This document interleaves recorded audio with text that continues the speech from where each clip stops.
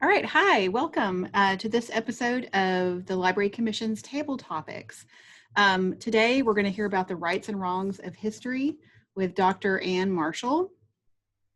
And the way this works, before I introduce her, just so y'all will know, first of all, these programs are sponsored by the Mississippi Humanities Council. And while Dr. Marshall is giving her talk, if you have a question or comment, please put it in the chat. When she's done, we'll recap the chat and I'll ask her any questions there. That way she can do her thing without interruption, and you won't have to try to remember it until the end. So use that chat function. Dr. Ann E. Marshall is an associate professor of history at Mississippi State University. She is a Phi Beta Kappa graduate of Center College of Kentucky and earned a PhD from the University of Georgia in 2004.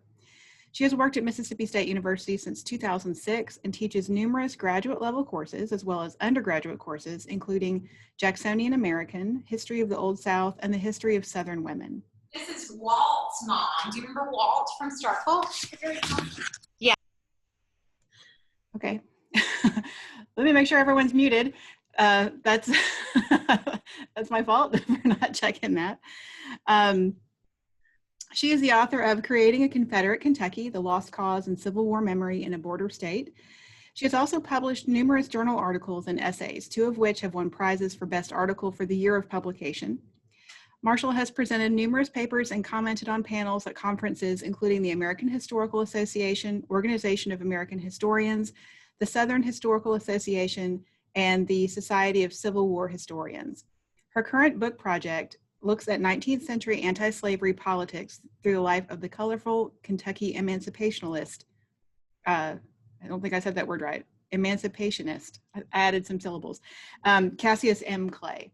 So welcome, Dr. Marshall, and we look forward to hearing your talk.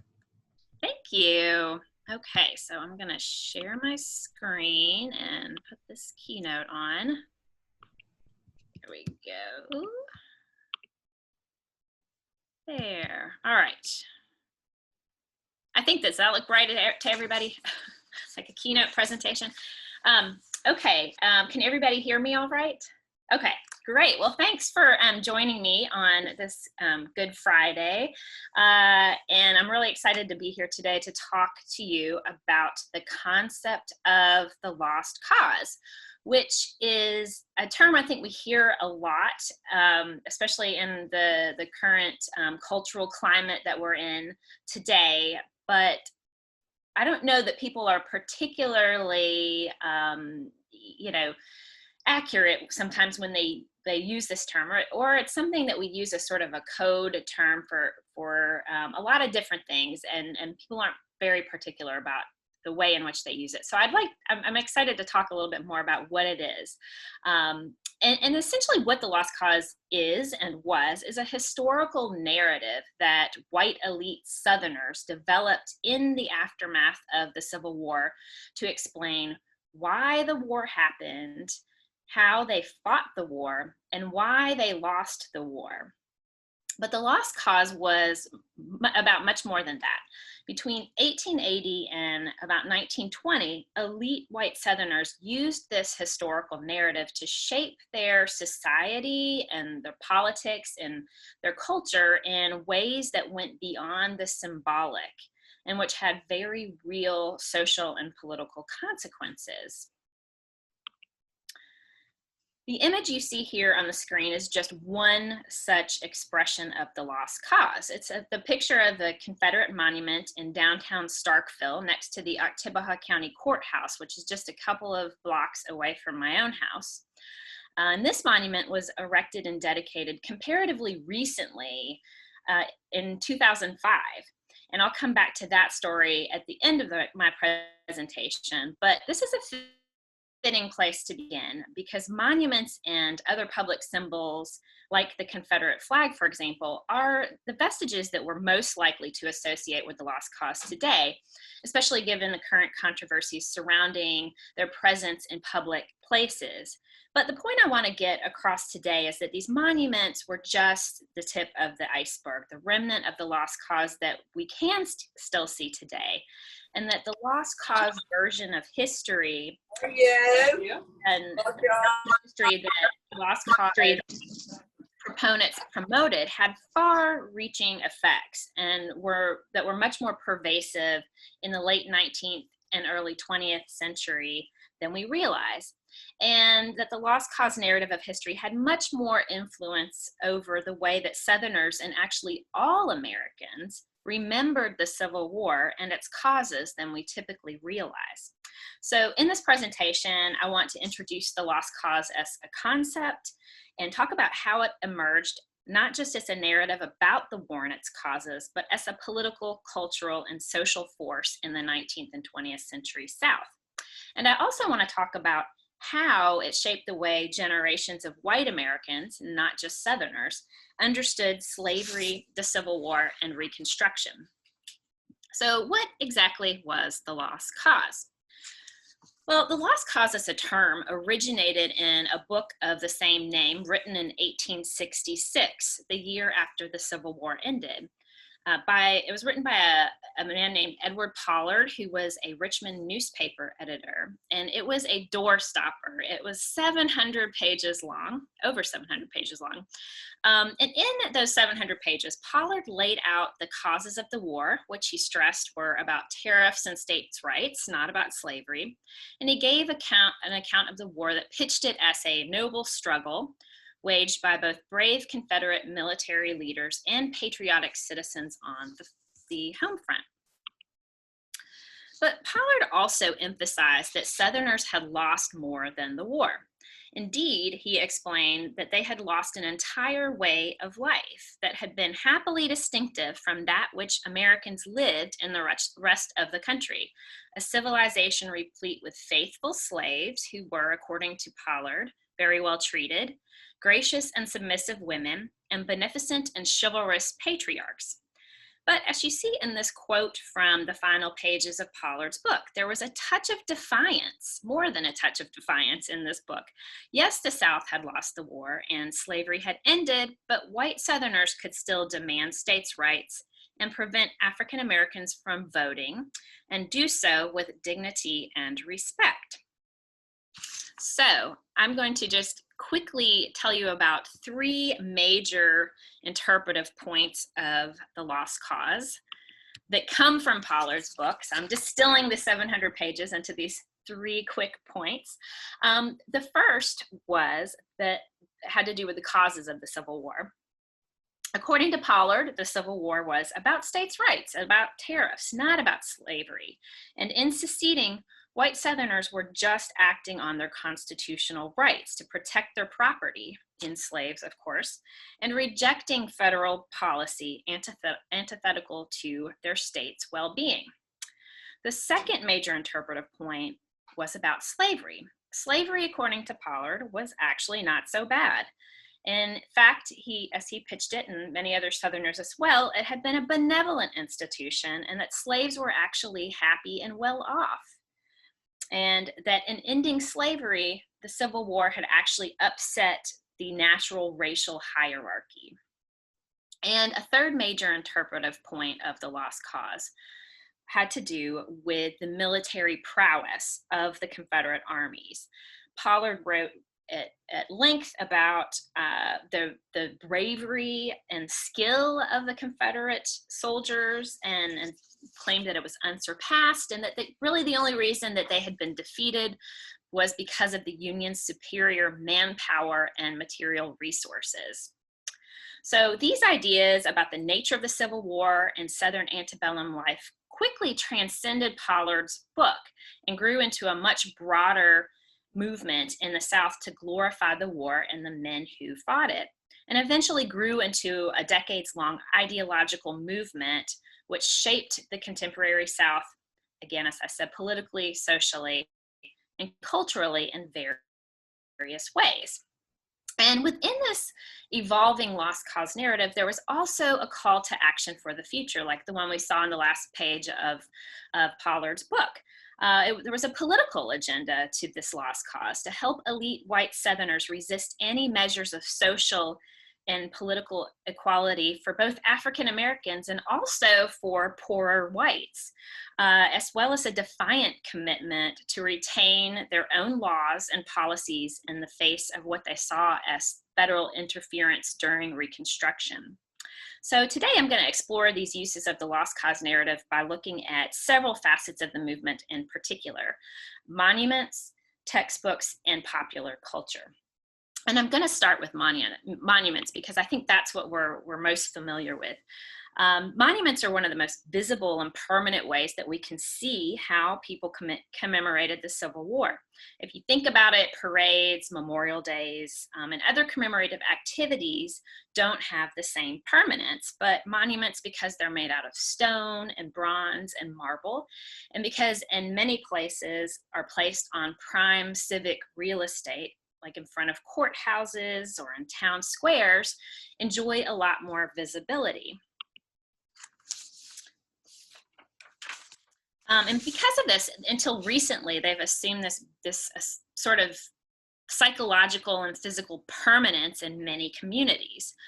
In the late 19th century and early 20th centuries, there was also an increase in naming roads and schools and buildings after Confederate generals and leaders.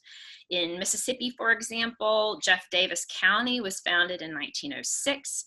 In the small town of Moss Point, Mississippi, there are no fewer than 15 roads named after Confederate generals. And you can see here on this map that there was this, in many southern states, there are, hundreds of these Confederate monuments, again, most of which went up between 1890 and 1920. And the timing of this occurred for a couple of reasons. One was the founding of the United Daughters of the Confederacy in 1894. And I'll just refer to the United Daughters of the Confederacy from here on out as the UDC. The UDC was a socially elite organization that in 1894 absorbed a bunch of local ladies' memorial and ladies' monument associations from around the South. And they really carried out the organizing and fundraising efforts to pay for monuments in their communities. Most Confederate monuments in the country today are there because the United Daughters of the Confederacy organized the fundraising efforts for that. The second reason for this proliferation during this time had to do with the technology of making the monuments. Monument companies sprung up and started to sell these sort of standardized bronze statues at relatively inexpensive prices. It was a few $1,000s versus if you had to hire a sculptor to come in and commission a sculptor, then you were talking tens of thousands of dollars. So these small southern communities could afford this kind of standardized design that you could buy from a monument company like the one here, Muldoon Monument Company in Louisville, Kentucky, who actually, if you remember a couple slides ago, there was a monument in Raleigh, North Carolina. You can see here they're advertising that they had built that one. So they became more affordable. And the timing was also meaningful for another reason. The years between 1890 and 1920 also marked the high point of white Southerners' efforts to implement practices of social segregation and political disenfranchisement. This was also the time that they fought against the political insurgency led by poor and middling whites, and which threatened the political domination of wealthy whites. Here you can see that the rise in monuments happens in roughly the same year that you have the bulk of the racial lynchings in the South. So Mississippi's fate of Confederate monuments, for example, went up against amidst a concerted effort by state leaders to undo permanently the gains that African Americans had made during Reconstruction. Beginning in the 1880s, the state passed all kinds of segregation laws, schools, train travel, streetcar travel, laws prohibiting interracial marriage. And Mississippi also ratified a new constitution in 1890, which implemented poll taxes and literacy tests to prevent African Americans from voting. This was also the time period in 1894 when Mississippi adopted our previous flag, which of course featured that Confederate battle flag in the canton of the flag.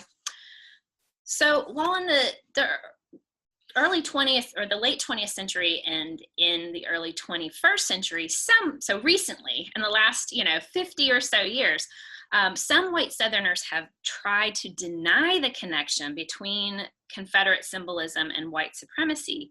White Southerners at the time were very clear about the connection between the two. And I'll offer one example, which comes from the dedication of a monument that has been the center of recent controversy in the last few years. And this is a statue known as Silent Sam, which until 2018 sat on the campus of the University of North Carolina, Chapel Hill. It was placed there in 1913, and the featured speaker at the unveiling was a man named Julian Carr, who was a Confederate veteran and a wealthy entrepreneur who had made his fortune in tobacco and cotton after the war.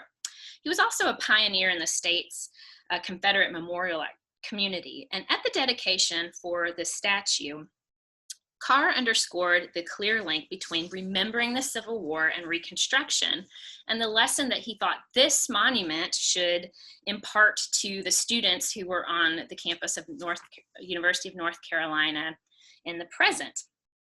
He told a large crowd at the unveiling, quote, "The present generation, I am persuaded, scarcely takes note of what the Confederate soldier meant to the welfare of the Anglo-Saxon race during the 4 years immediately succeeding the war, when the facts are their courage and steadfastness saved the very life of the Anglo-Saxon race in the South, when the so-called bottom rail was on top all over the southern states. And today, as a consequence, the purest strain of the Anglo-Saxon is to be found in the 13 southern states. Praise God."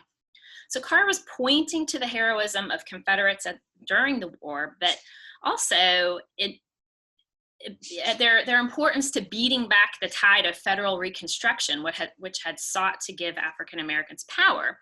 And now in 1913, thanks to their courage and effort, he was saying that North Carolinians could rest easy that white supremacy had been preserved. So to Carr, the monument was as much about a Southern victory over what he felt was the imposition of federal rule and their policies of racial equality during Reconstruction, as it was about honoring the defeated Confederate soldiers.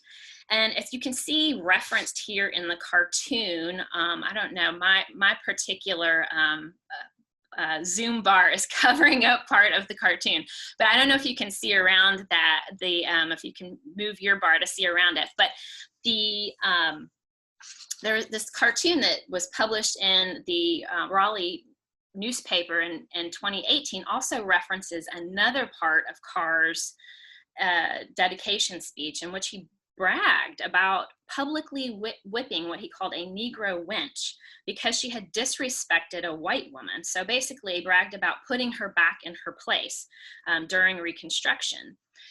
So while not all dedication speeches were so graphically racist, the people who erected monuments to the Confederate dead clearly connected the social and political wars of the past to those of the present.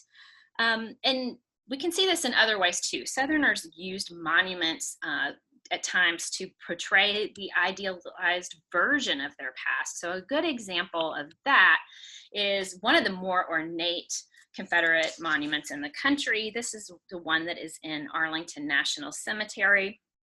It was commissioned in 1910 and then unveiled in 1916 by President Woodrow Wilson himself. And it cost $64,000 to build. So that was a lot of money back then. And you can probably see why it was so expensive. Unlike the mass-produced monuments proliferating in small towns all over the South, this one featured an intricately carved frieze that had some really interesting vignettes in it. The woman at the top symbolized the South, acknowledging the sacrifice of her fallen sons. But we can see, if we look closer up to the frieze, scenes of husbands, soldiers leaving their wives, families sacrificing their sons to Confederate service, an officer kissing his infant child who is being handed to him from the arms of her African-American mammy. We can see, if you look in the middle of this, the middle of this picture here, you can see an African-American slave following his young master into war. So the Arlington Monument contained all of these celebrated elements of the Old South, the heroic men of all classes that were united in their loyalty to the Confederate cause, self-sacrificing Confederate women, and faithful slaves.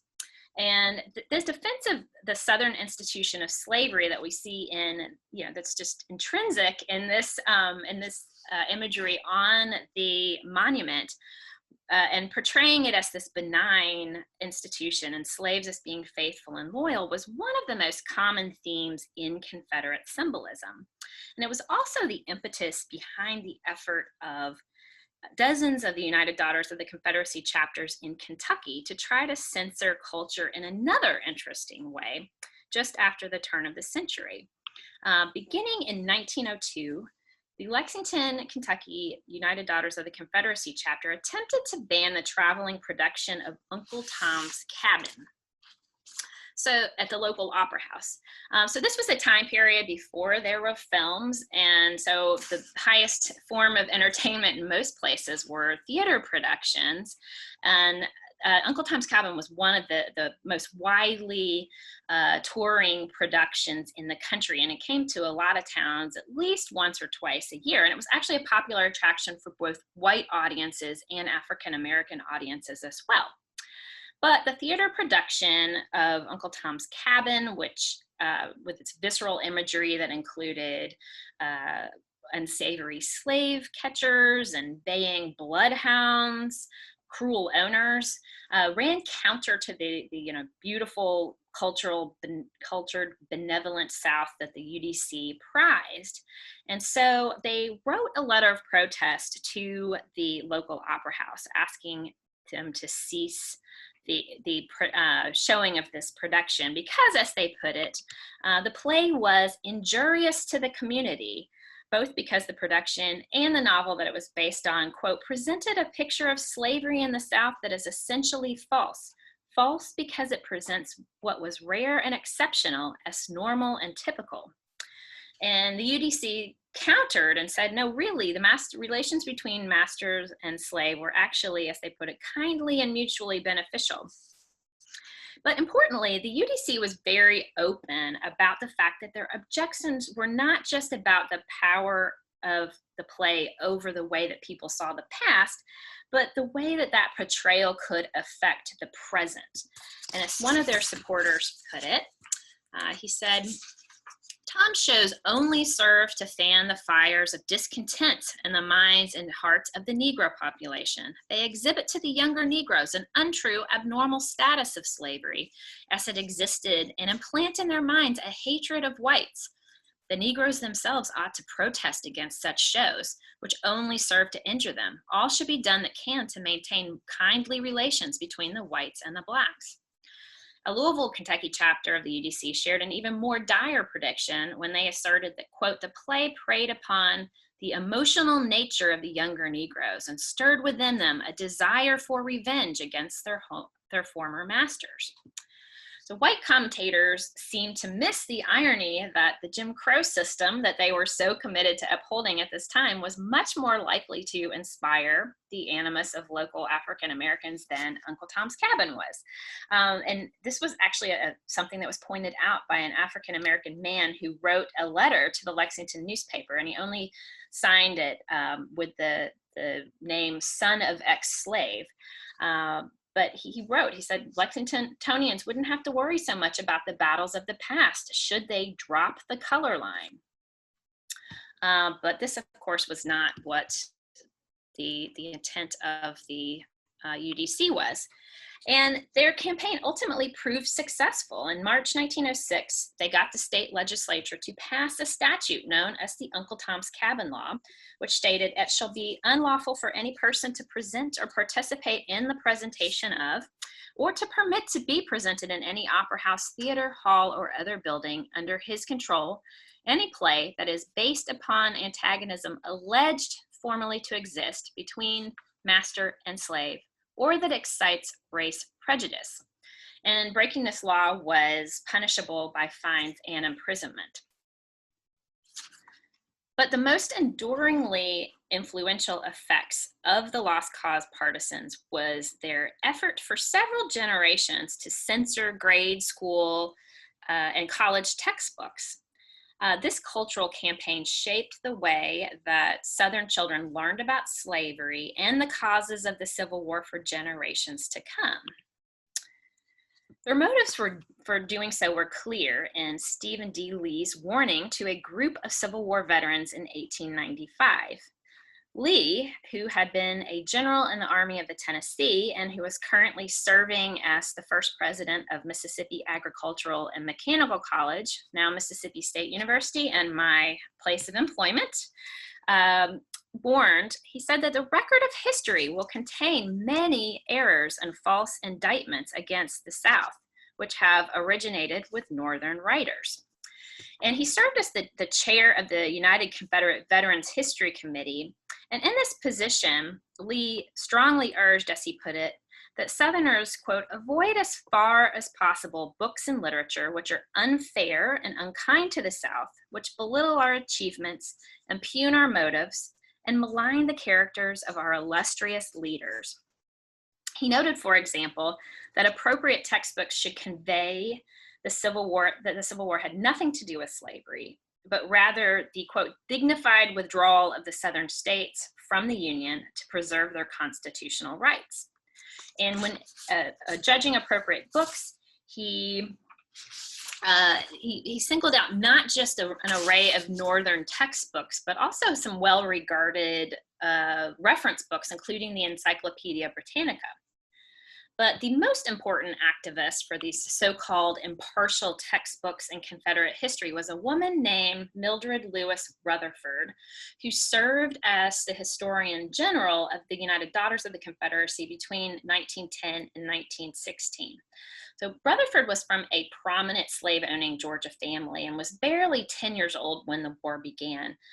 She never married, and she had this full career as the principal and president of a girls' finishing school in Athens, Georgia, called the Lucy Cobb Institute. And as you see in this photo, she often appeared at her speaking engagements in full antebellum garb. Like Lee, Rutherford felt that the South was unfairly represented in national histories which focused on slavery as an evil institution. And she thought that the Civil War was, and she didn't like their emphasis on the Civil War as being a great occasion because it emancipated slaves. And she felt like it was her life's work to correct these interpretations and to defend the South's actions during slavery, during the war, and afterwards. She wholeheartedly defended white supremacy and its agents, including the Ku Klux Klan. In 1912, she gave a speech at a UDC convention where she excused the racial violence that whites had committed during Reconstruction, proclaiming, quote, "The Southern white man was compelled to establish the political supremacy in the South." On another occasion, she declared that, quote, "The Ku Klux Klan was an absolute necessity in the South at the time. The order was not composed of the riffraff, as has been represented in history, but the very flower of Southern manhood. The chivalry of the South demanded the protection of women and children of the South." Rutherford presented her own take on slavery in an address entitled "Wrongs of History Righted." And this is where I got the title of this talk.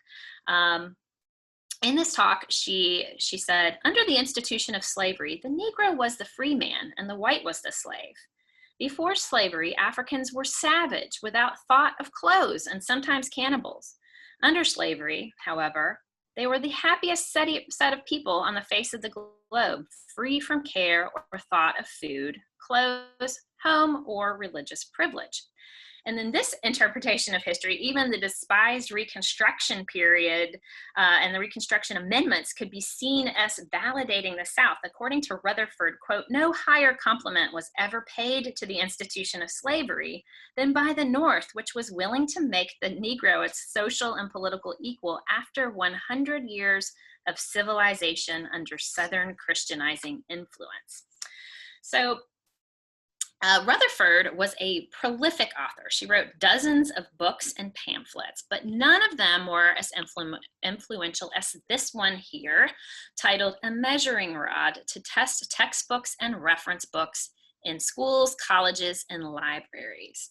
And so this is the book in which Rutherford set out the criteria for acceptable educational material. And you can see here, I put up a quote just to give you a flavor of what she said. She said, "Reject a book that speaks of the Constitution other than as a compact between sovereign states, that calls the Confederate soldier a traitor or rebel, and that the war of rebellion that says the South fought to hold her slaves, that speaks of the slaveholder of the South as cruel and unjust to his slaves, and that glorifies Abraham Lincoln." And really, this was so influential because then, as now, textbooks are chosen, they're the purview of states, right? They're the purview of departments of education at the state level. And so because of this, because the UDC members and the UCV members tended to be the elite people in their communities, and they tended to be the politically powerful people in their state, they had a lot of leverage to control which reading material was adopted in those states. And because of that, they could even pressure textbook companies to remove words such as treason and rebellion from their association with Confederate war efforts. And because of their influence, many Southern students in public and private schools learned this lost cause version of history through much of the 20th century and in some places beyond. So thus far, I have described the lost cause efforts as being led by white Southerners for other Southerners. But I think it's really important to point out that by the second and third decades of the 20th century, the lost cause narrative and this idea of a benevolent system of slavery, a civil war caused by states' rights, and the Reconstruction period as one that was abusive and punitive towards white Southerners was broadly accepted amongst white Americans, not just Southerners, thanks to a national popular culture, which included fiction, books, consumer items, tourist attractions, and perhaps most importantly, popular films like The Birth of a Nation, which came out in 1915, and Gone with the Wind, which came out in 1939. These films were wildly popular and watched by millions of Americans, North and South. And if we look at these, title, I don't think that's the actual proper term for them, but these little title pages that began Gone with the Wind to set up the movie, we can see how this lost cause narrative, right, comes onto the big screen. This is an enormously popular movie. People buy into it. And it really romanticizes the Old South. It romanticizes the institution of slavery, the states' rights version of Civil War and Reconstruction. And so these narratives become broadly accepted amongst white Americans for decades. But it's also important to acknowledge that despite the overwhelming power of the lost cause narrative, it did have its challengers. And in big ways and smalls, some white Americans, but many African Americans challenged the lost cause interpretation of history. For example, the NAACP, as well as local African American organizations, organized boycotts of Birth of a Nation and Gone with the Wind.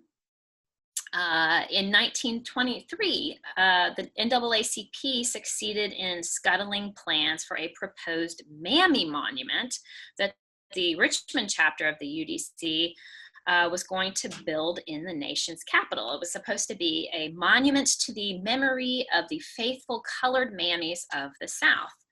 But the protest of the NAACP, and particularly of African-American women, succeeded in stopping the project. And you can see this is actually a cartoon that was reprinted from a Baltimore African-American newspaper that, you know, parodying the idea of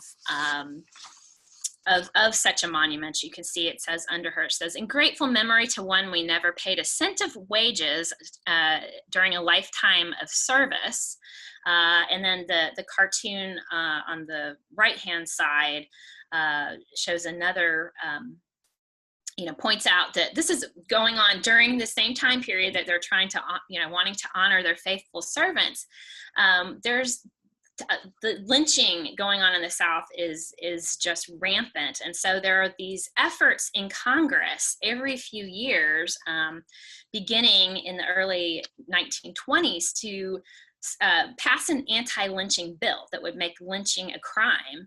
And those efforts are stopped again and again by the Southern Democrats that are in Congress. So this is pointing out that, you know, the just hypocrisy of trying to, you know, to honor, you know, these faithful African-American women while they're killing their sons, as this cartoon on the right talks about. So this brings me back really quickly. I'm rushing here through 100 years of history, back to 21st century Starkville. So in 2005, when the UDC proposed to build this statue, there was a large outcry from the local African-American community, and a local civil rights group, the Octavia County Justice Coalition, tried but failed to prevent this monument from being erected on the courthouse lawn. But because 2005 was not 1895, African Americans could also now lay claim to the same public space that traditionally was given over to lost cause monuments, and they erected their own monument. This one read, "In memory of those who served during the war between the states, 1861 to 1865, they were brothers that stood for the freedom of others, the Coalition for the Union Soldiers of America." So these two monuments still stand side by side today next to the courthouse. They've been moved from the foreground of the courthouse lawn to sort of between the courthouse building and another building, sort of in the shadows there.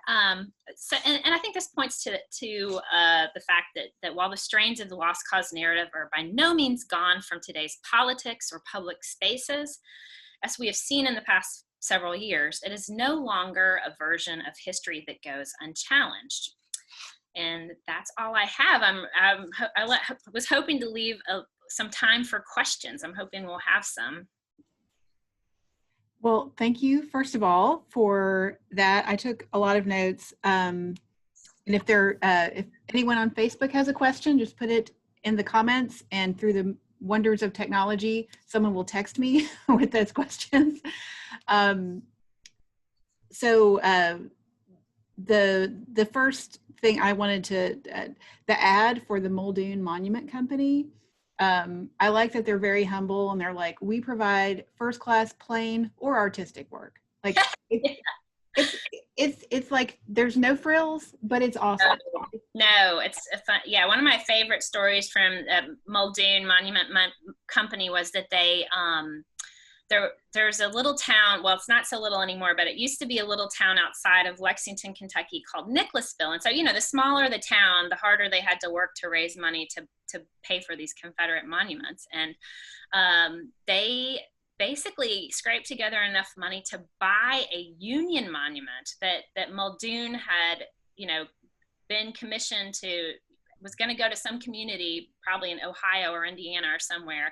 But they, no one ever took delivery of it. So they had this old Union monument. And so they were able to, basically change the belt buckle on the monument to say CSA instead of USA, and sold it at a discount to this, this town that wanted a Confederate monument. So yeah, it's not, there's just interchangeable bronze figures, You just can't deny people's ability to like fill a need, Right, you can make a business out of anything. Yeah. So.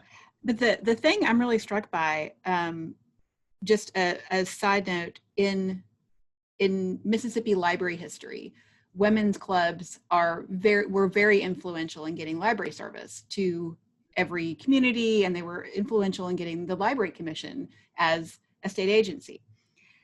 But when those women's groups decide on a thing, they can't be stopped.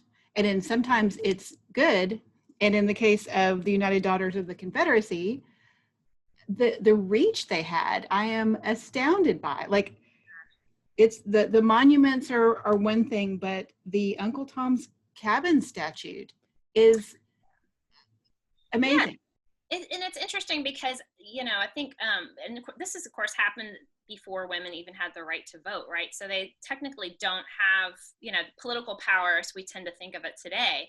But because things like education, like reading, like library book, literacy, and like public history, those were considered actually to be women's work, because it was kind of an extension of their maternal care and their function of maternal care and educating their children to become young citizens. And so because of that, they had, they played this very traditional role in society in a way, but it was very powerful. And I think the example of, because these women in Kentucky, they went and they talked to their, to their state representatives, and they called them. This was when telephones were kind of, only rich people had telephones, and they called them up on the phone, right? And that was kind of exerting for a woman to call her state representative and sort of insert herself into politics. It had to be something that was considered within her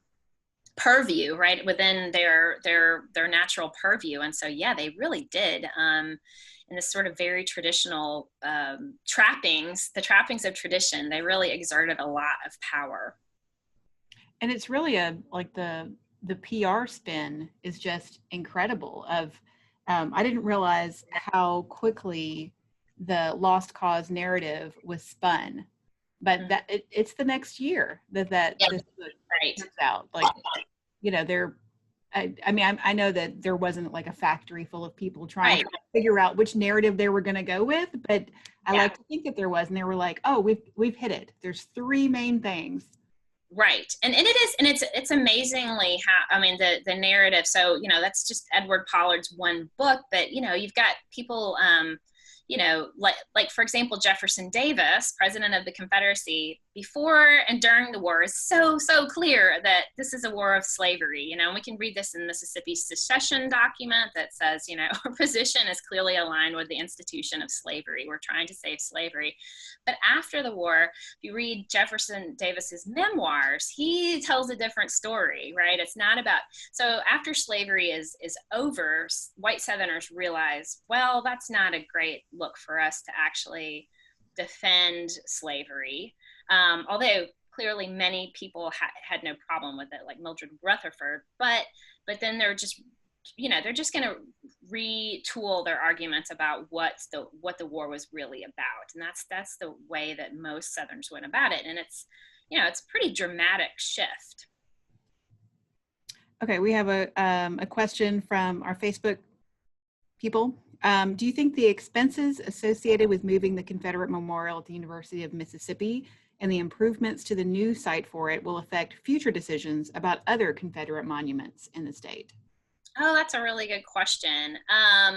Yeah, that's a good question. I think that has been and these removal issues can they're always rather fraught, because each locality has to figure out you know, how to legally, the localities that decide they want to move their monuments have to, you know, figure out, are there state laws that prohibit this? Because there have been a lot of states that in the last 15, 20 years have instituted laws that that prohibit the removal of these monuments. So you have to get special permission to do that. And then, yeah, and then there's the expense of moving it and figuring out where to store it or where to resituate it.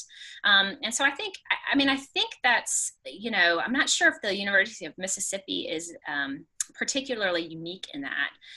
And you know, in some places they're not as concerned about where these monuments go afterwards. But yeah, somebody has to pay for it to be moved. So where does that money come from?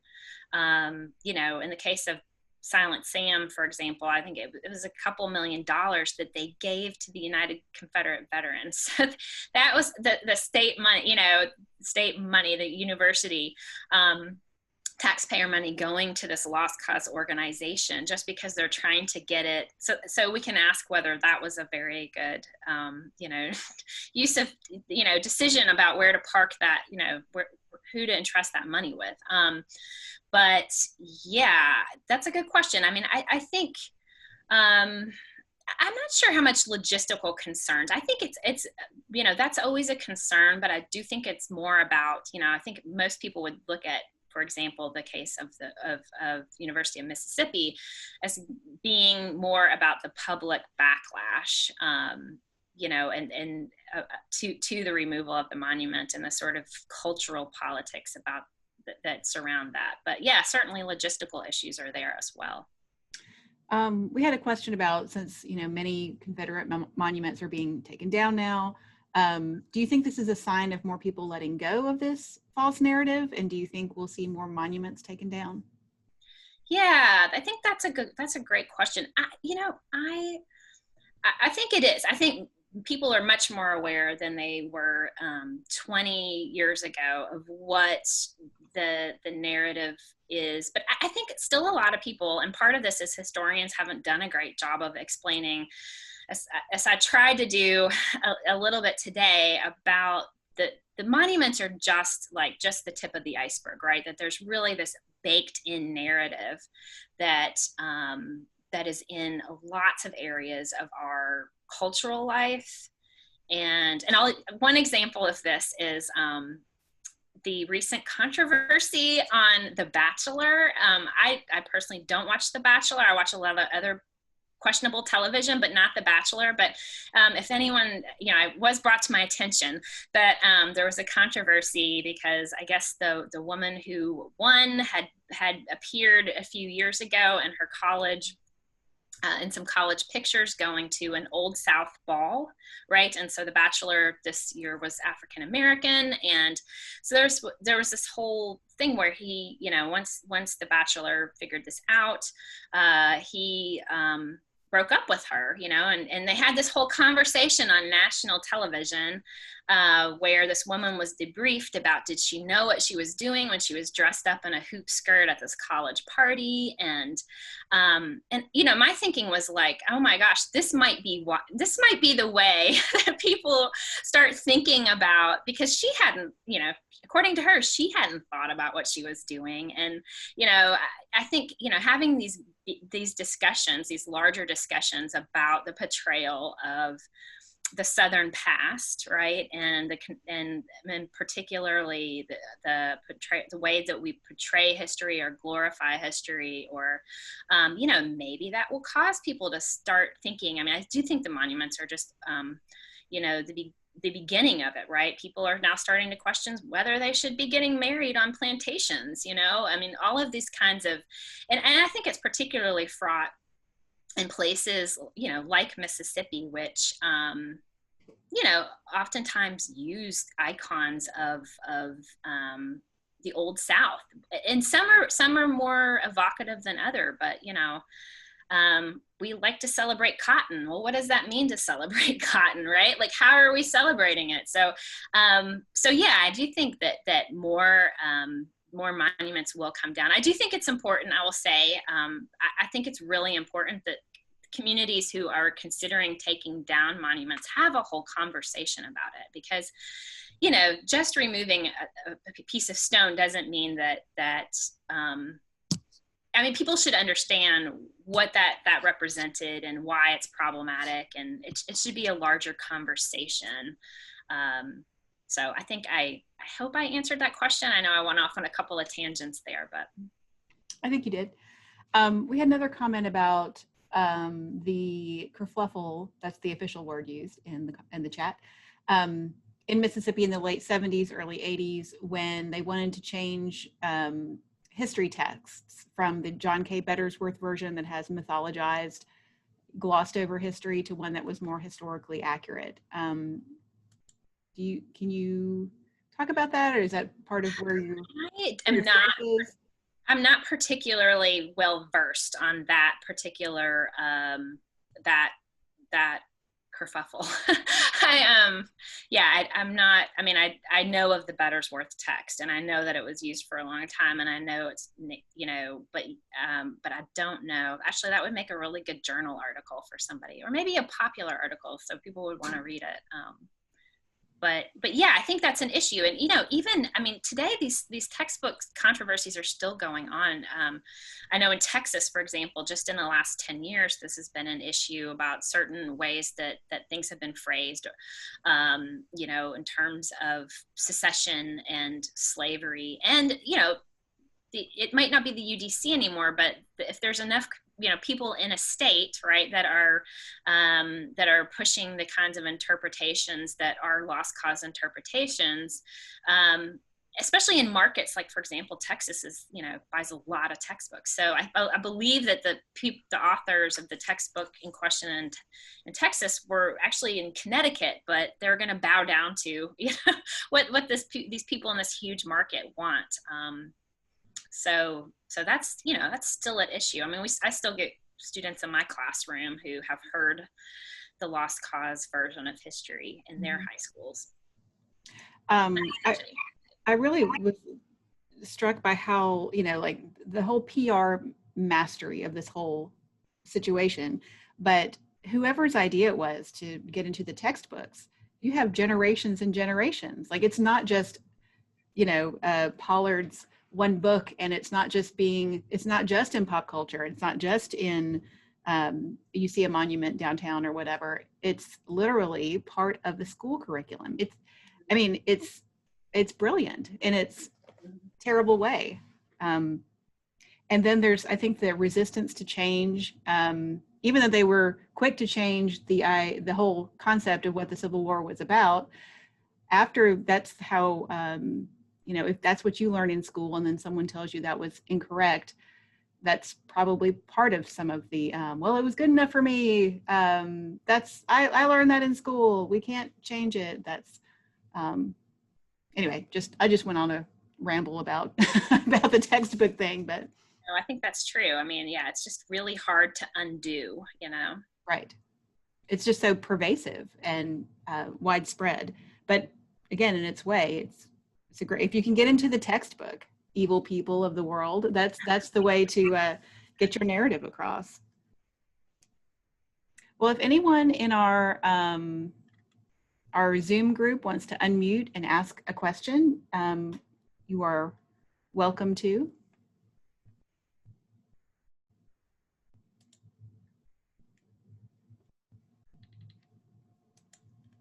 Well, or if you just want to say hi, you're welcome to also do that.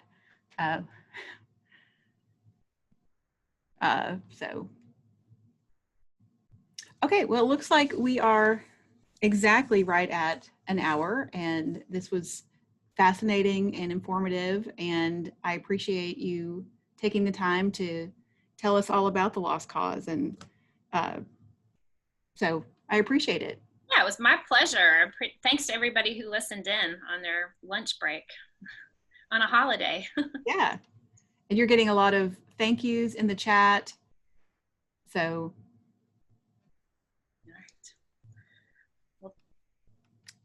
All right. Well, again, thanks for everyone who tuned in either on Zoom or Facebook, or if you're watching this on YouTube later. We still appreciate you, even if you weren't here at the moment. So again, thanks for coming, and we hope to see you next time.